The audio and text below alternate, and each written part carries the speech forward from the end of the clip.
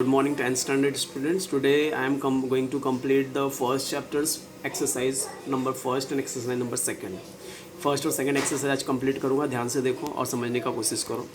Evidence of evolution morphological दिया है, similarities in bone structure दिया है, ये दोनों का निकालना है. तो ये दोनों का आंसर जो है this will be the answer. Palaeontological and vestigial organ आएगा, ये दोनों बुक में दिया हुआ है. पैलेंटोलॉजिकल और वर्स्टिकल ऑर्गन आप लोग को लिखना है. Next question is read the following statement and justify same in your own words with the help of suitable example. अपने को एग्जाम्पल के साथ ये सेंटेंस एक्सप्लेन करना है. ओके पहला क्वेश्चन है human evolution began approximately 7 crore years ago. Human का जो इवोल्यूशन है 7 करोड़ साल पहले चालू हो गया था. अब ये इसको एक्सप्लेन करना है, कैसे करेंगे? This is the explanation point wise. The dinosaurs become extend about 7 crore years ago and from that point human evolution began. मतलब डायनासोर का जो इवोल्यूशन था, डायनासोर जो था 7 करोड़ साल पहले ही था, वहीं से ह्यूमन इवोल्यूशन चालू हुआ. Humans are thought to have evolve from monkey. Human का जो सोच है वो मंकी से चालू हुआ. Like animals which look more or less like modern lemurs.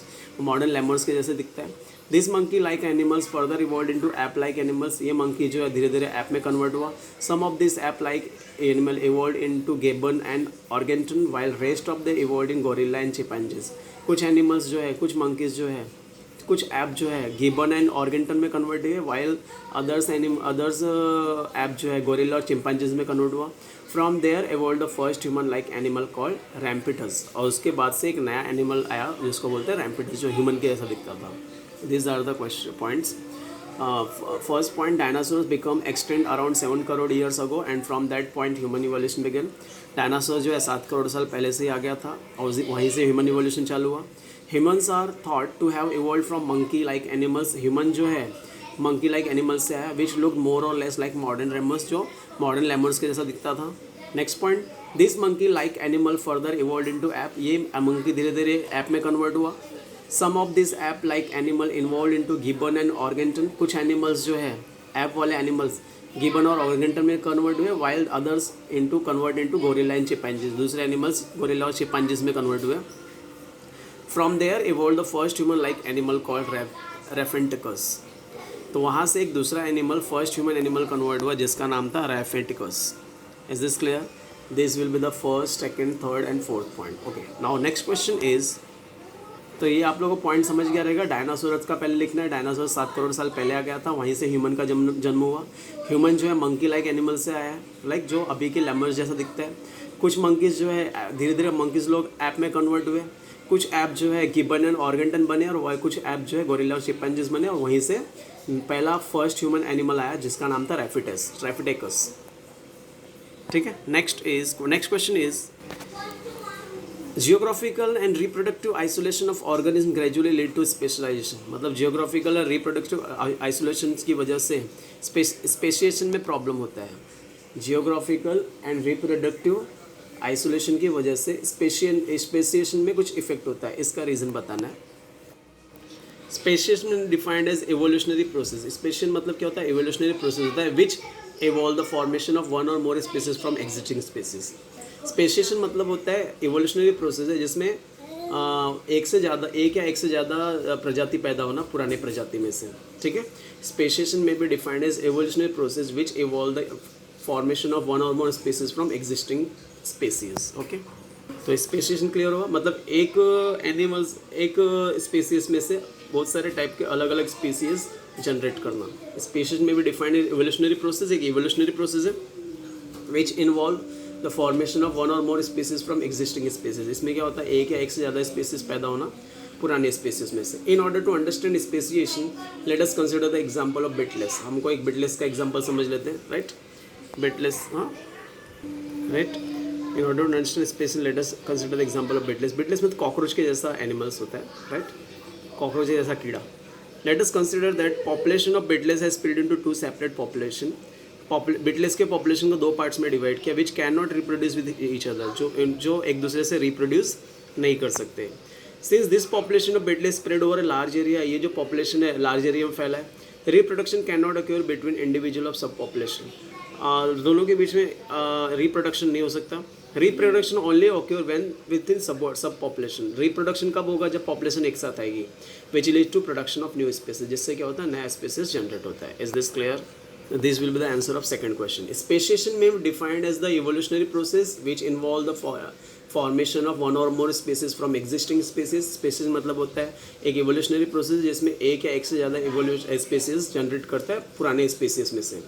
In order to understand speciation let us consider the example of beetles. अगर आपने को स्पेसिएशन समझना हम लोग बिटलेस का एग्जांपल लेते हैं. Let us consider that population of beetles is split into two separate population. Beetles को दो पार्ट्स में डिवाइड किया which can not reproduce with each other, जो एक दूसरे के बिना रिप्रोड्यूस नहीं कर सकते. Since this population of beetles spread over large area, ये जो बिटलेस है लार्ज एरिया में फैला हुआ है.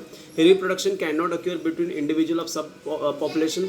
रिप्रोडक्शन कुछ भी रिप्रोडक्शन नहीं हो सकता because they are separate. Because between individual of sub population, individual के बीच में रिप्रोडक्शन नहीं हो सकता.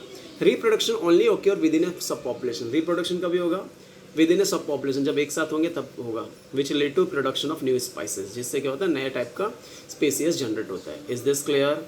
तो फर्स्ट पॉइंट में लिखा है स्पेसीज मतलब होता है revolutionary process which involve formation of new one or more species from existing species. इसमें क्या दिया सेकंड में, अगर अपने को स्पीसीज समझना है तो हम लोग को बिटलेस का एग्जांपल लेना पड़ेगा. इसमें क्या किया, beetles has to be divided to two population which can not produce with each other, जो एक दूसरे से प्रोडक्शन नहीं कर सकते. Since population of beetles spread over large area, population जो है लार्ज एरिया में फैला है. Is this clear? Reproduction can not occur between the individual of sub population. Reproduction नहीं हो सकता. Reproduction only occur with in a sub population. जब उन लोग मिक्स होंगे तभी रिप्रोडक्शन हो सकता है which will lead to production of new species, जिससे नया प्रोडक्शन नया स्पीसीज रिप्रोड्यूस होगा. Is this clear? This will be the 3.1, 2 and 3. Okay, next question is study of fossil is an important aspect of study of evolution. Fossil का study करना evolution की study के जैसा important है. How? Answer of this question is given here. Fossils are the remains of organism that once existed on earth. Fossil मतलब क्या होता है, लिविंग एनिमल्स के ऑर्गेनिज्म, मरने के बाद जो पार्ट्स बच जाते हैं वो.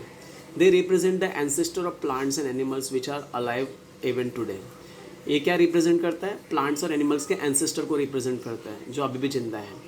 Fossil provide evidence of evolution bye revealing the characteristic of past organism.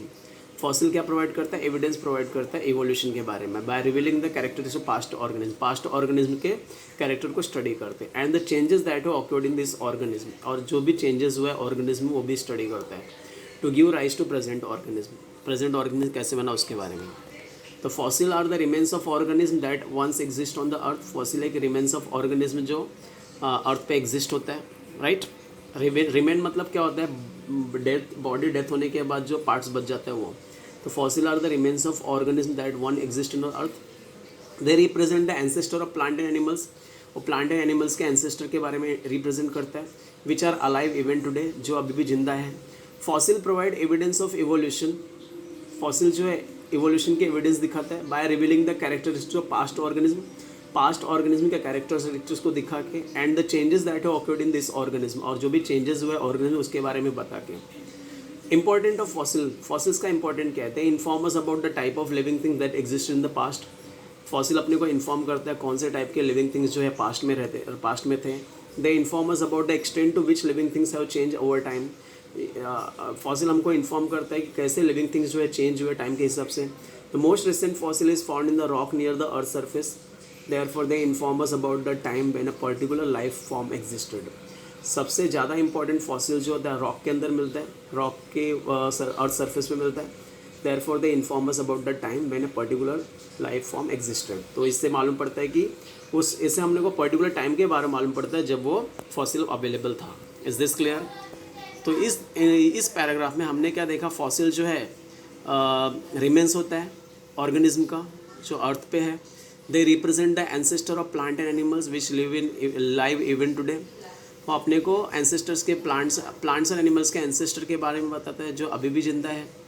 Fossil provide evidence of evolution bye revealing the characteristic of past organism. Fossil क्या करता है, अपने को एविडेंस बताता है इवोल्यूशन के बारे में जो पास्ट ऑर्गेनिज्म के में हुआ है and other changes that have occurred in this organism. और ऑर्गेनिज्म में जो चेंजेस हुए उसके बारे में भी बताता है. इसको आप पॉइंट वाइज भी कर सकते हो, मैं पॉइंट वाइज कन्वर्ट कर दे रहा हूँ, अभी ईजी हो जाएगा आपको पढ़ने के लिए. Fossils are the remains of organism that existed on earth. Fossil एक रिमेन्स है ऑर्गेनिज्म का जो अर्थ पे है. They represent the ancestor of plant and animals which are alive even today. ये क्या रिप्रेजेंट करता है, प्लांट और एनिमल्स के एंसेस्टर के बारे में जो अभी भी जिंदा है.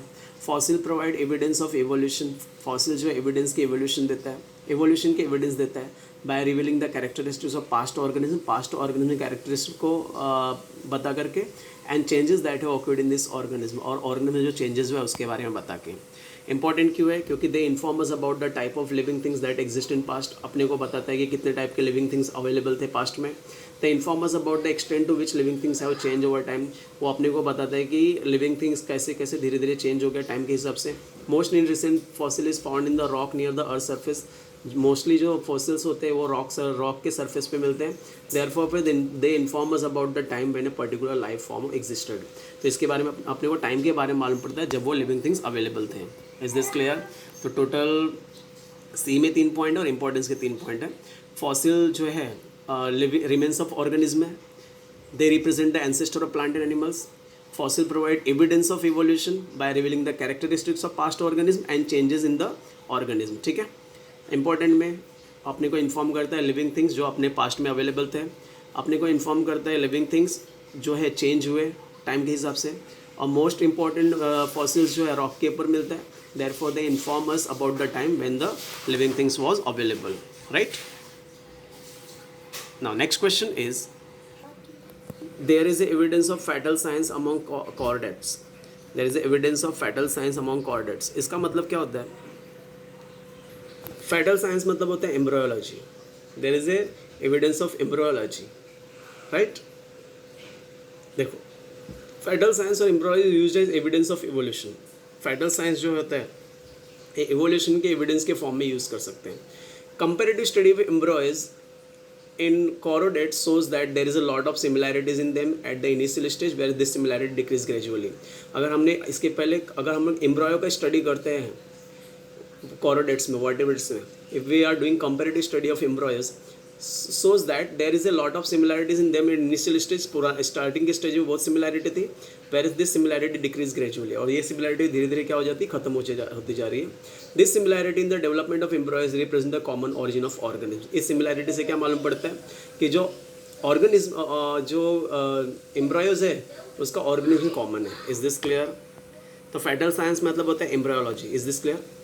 तो इसमें देखो हम लोग पॉइंट वाइज कर सकते हैं, मैं पॉइंट में कन्वर्ट कर दे रहा हूँ। See now it is point wise. Fetal science और embryology is used in evidence of evolution. Fetal science और एम्ब्रियोलॉजी को हम लोग एविडेंस के, फैटल साइंस और एम्ब्रियोलॉजी जो है एज ए एविडेंस यूज होता है, एज ए एविडेंस यूज होता है एवोल्यूशन के। Comparative study of embryos shows that there is a lot of similarities in them at initial stage whereas this similarity decrease gradually। Comparative study अगर embryo का करते हैं तो इससे क्या मालूम पड़ता है कि स्टार्टिंग की स्टेज में बहुत सारी सिमिलैरिटीज़ होती है, लेकिन ये धीरे धीरे सिमिलैरिटी खत्म होती जाती है। This similarity in the development of embryos represent common origin of organism. इससे अपने को क्या मालूम पड़ता है कि जो ऑर्गेनिज्म जो है कॉमन है। Is this clear? तो फैटल साइंस जो है एक एविडेंस के फॉर्म में यूज़ हो सकता है इवोल्यूशन के। कंपेरेटिव स्टडी अगर हम एम्ब्रॉयो का करते हैं तो क्या मालूम पड़ता है? स्टार्टिंग के स्टेज में बहुत सारी सिमिलैरिटी, धीरे धीरे सिमिलैरिटी खत्म होती जा रही है। This similarity is the state that the organism, this similarity state that the organism will be, may be common। organism क्या हो सकता है? common हो सकता है। this similarity in the development of embryos represent common origin of organism। is this clear? now then today you have to complete question number 1 and question number 2 as a homework। question number 1 में chart complete करना है, question number 2 में A B C D complete करना है, right? if you want to take the screenshot, take the screenshot of question number 2A का answers। this is the answer of second A, this is the answer of second B, this is the answer of second C, this is the answer of second D। okay, then for today as a homework you have to write the answer of question number 1, question number 2, question number 1 this chart, and question number 2 this 4 sub question। this is the first chapter of the science 2। if any doubt is there please ask। answer is very easy, you can memorize it, and after completing your work now try to memorize it and learn it। okay, if any doubt is there please ask। thank you, have a great day।